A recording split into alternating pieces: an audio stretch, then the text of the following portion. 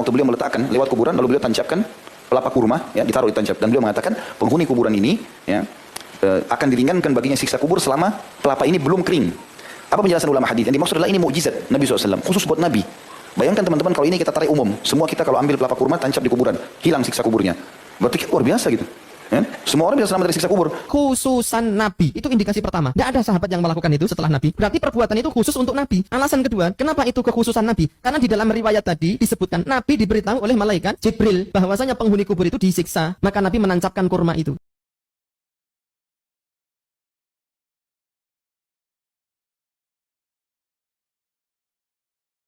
Bismillahirrahmanirrahim. Assalamualaikum warahmatullahi wabarakatuh. Nahmaduhu wa nusalli wa nusallimu ala rasulihil karim. Jumpa lagi di channel Al-Khair Channel. Ya. Semoga kita semua dikaruniai oleh Allah Subhanahu wa taala kenikmatan iman Islam sampai akhir hayat kita dan diberikan kesehatan selalu, rezeki yang lancar. Amin ya rabbal alamin. Insyaallah kali ini kita bahas mengenai masalah menabur tanaman atau bunga di kuburan. Jadi sebelum kita bahas itu, kita simak dulu video berikut ini. Ada satu saja sahabat yang melakukan itu setelah Nabi melakukannya. Apakah kita pernah membaca riwayat ada Abu Bakar, Umar, Utsman, Ali dan seluruh para sahabat mengambil pelepah lalu disigar ditancap ke? Pernah nggak? Nggak pernah. Kalau itu baik para sahabat yang pertama kali melakukan. Kenapa para sahabat tidak melakukan itu? Karena itu menjadi kekhususan Nabi. Itu indikasi pertama. Tidak ada sahabat yang melakukan itu setelah Nabi. Berarti perbuatan itu khusus untuk Nabi. Alasan kedua, kenapa itu kekhususan Nabi? Karena di dalam riwayat tadi disebutkan Nabi diberitahu oleh malaikat Jibril bahwasanya penghuni kubur itu disiksa. Maka Nabi menancapkan kurma itu, pelepah kurma itu. Lah kalau antum menancapkan kurma, malaikat sopo sing nekani kowe? Malaikat mana? Malaikat maut. Ya kowe malah nusul no, malaikat maut.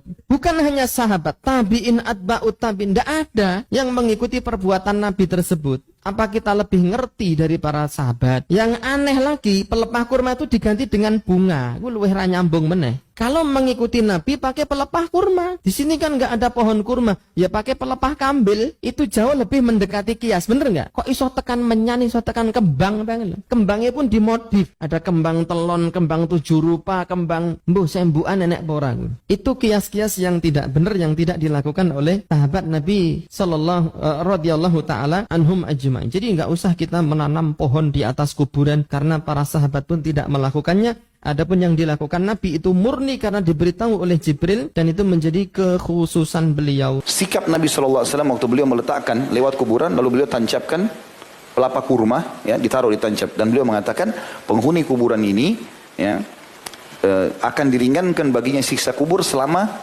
pelapa ini belum kering. Apa penjelasan ulama hadis? Yang dimaksud adalah ini mukjizat Nabi SAW, khusus buat Nabi. Bayangkan teman-teman kalau ini kita tarik umum, semua kita kalau ambil pelapa kurma tancap di kuburan, hilang siksa kuburnya. Berarti luar biasa gitu. Ya? Semua orang bisa selamat dari siksa kubur, dan setiap kali kering pelapa kurma tancapin lagi, berarti hilang lagi. Dan itu juga dikuatkan kata para ulama, para sahabat pun tidak melakukan itu. Belum pernah dinukil satupun riwayat Abu Bakar, Umar, Utsman, Ali, Talha, Zubair dan lain-lain menancapkan batang pelapa kurma ini di kuburan-kuburan. Itu hanya dilakukan oleh Nabi alaihissalam, dan ini berarti khusus untuk mujizat beliau. Jadi harus difahami masalah ini. Ya. Sekali lagi kalau seandainya itu diumumkan, maka berarti semua orang siksa kubur bisa lepas. Video yang disampaikan oleh ustadz-ustadz sebelah. Jadi menurut mereka ya menabur bunga pakai pelapa kurma, ya itu khusus yang pelapa kurma ya khusus kekhususan kepada baginda Nabi Muhammad SAW. Itu katanya nggak pernah dibuat oleh sahabat tabi'in. Maka hal seperti itu ya nggak perlu dibuat. Apalagi kalau sampai mengkiaskan dengan kembang bunga di sini ya. Maka itu hadis yang mereka baca tentu riwayat Imam Bukhari dan Imam Muslim. Kalau Imam Bukhari nomor hadisnya yaitu 216 di Sahih Bukhari. Kalau di Sahih Muslim nomor hadisnya 292. Kita bacakan hadisnya. Anna Nabiya sallallahu alaihi wasallam marra biqabrain. Sesungguhnya Nabi sallallahu alaihi wasallam beliau lewat di 2 kuburan. Faqala, kemudian Rasulullah bersabda, inna hadaini yu'adzibani fi ghairi kabirin. sesungguhnya dua kubur ini lagi disiksa penghuninya. Disiksanya bukan karena dosa besar. Fin namimati wal bauli, melainkan mereka disiksa ini karena salah satu penghuni kubur itu karena namimah, suka adu domba. Yang kedua karena tidak menjaga air kencingnya. Tsumma da'a bijaridatin, kemudian Rasulullah SAW meminta untuk dikasih pelepah kurma. Fakassaraha fawasalaha alaihima, kemudian Rasulullah membelah dua daripada pelepah kurma itu, kemudian meletakkan di atas dua kubur itu. Wa qala asa an yukhaffifa anhuma ma lam yaibasa. Semoga dengan pelepah kurma ini dua penghuni kubur ini diringankan siksa kuburnya sampai selagi masih dalam keadaan basah atau masih dalam keadaan hijau, tidak kering. Itu hadis yang menceritakan tentang Rasulullah SAW menggunakan pelepah kurma di atas kuburan. Kemudian apa betul ini tidak pernah dibuat oleh para sahabat atau para tabi'in? Tidak ada riwayat yang menjelaskan apakah itu hanya dibuat oleh Rasulullah, ya kan? Apakah ini khususiatnya Rasulullah? Ternyata di dalam kitab Siyar A'lamin Nubala, sebuah riwayat, ini ada riwayat ya di sini, waruya Hammad ibnu Salamah an Asim al-Ahwal anna Abal Aliyah awsa muwarriqan. Jadi diriwayatkan dari Hammad ibnu Salamah dari Asim al-Ahwal, sesungguhnya Abal Aliyah beliau berwasiat kepada Muwarriq al-Ijli ayyaj'ala fi qabrihi jaridatain. Wasiatnya apa? Supaya meletakkan di atas kuburnya nanti dua pelepah kurma. Nah, jadi ini sudah ada riwayat ya. Kemudian qala Muwarriq mengatakan wa awsa Buraidah al-Aslami radhiyallahu anhu. Sahabat Buraidah al-Aslami radhiyallahu anhu berwasiat juga ayyudha'a fi qabrihi jaridatani, untuk bagaimana dua pelepah kurma diletakkan di atas kuburannya. Nah, ini apa namanya? Ternyata ada riwayat ya, sahabat atau tabi'in pernah mengamalkan apa yang dibuat oleh Rasulullah Shallallahu Alaihi Wasallam.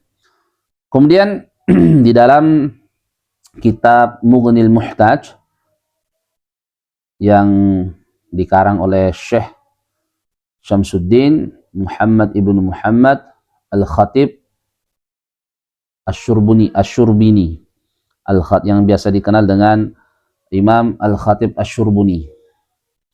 Itu di dalam kitab beliau jilid 1 ya. Di situ ada keterangan wa yusannu aidan, disunnahkan juga atau dianjurkan wad'ul jaridi, meletakkan pelepah kurma al-akhdari yang masih hijau, masih basah, alal qabri, di atas kuburan. Wa kadza ar-raihanu, begitu juga sunnah atau dianjurkan meletakkan bunga-bunga atau kembang-kembang. Wa nahwuhu, atau semisal dengan raihan, minasyai'i ar-ratbi, dari sesuatu yang masih basah, masih hijau, tidak kering. Wala yajuzu lil ghair, dan tidak boleh bagi orang lain akhdhuhu, mengambilnya, min 'alal qabri qabla, ini baca ini, qabla yabisi ya, qabla yabisi, sebelum, tidak boleh mengambilnya sebelum selagi masih basah ya. Lianna sahibahu lam yu'rad anhu illa 'inda yabisihi, karena penghuni kubur itu masih membutuhkan manfaat daripada tanaman yang masih hijau itu.